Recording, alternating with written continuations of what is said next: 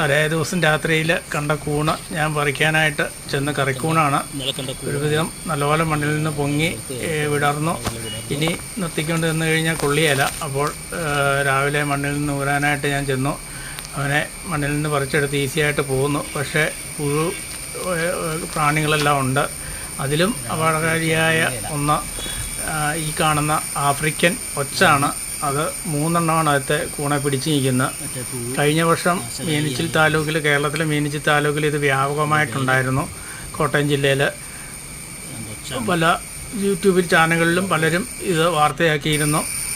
ഇതിനെ നശിപ്പിക്കാൻ നിലവിൽ തോട്ടങ്ങളിൽ ഉപ്പൊക്കെ തെളിക്കുക, മറ്റ് മരുന്നുകളൊക്കെ ഉണ്ടെന്ന് പറയുന്നു.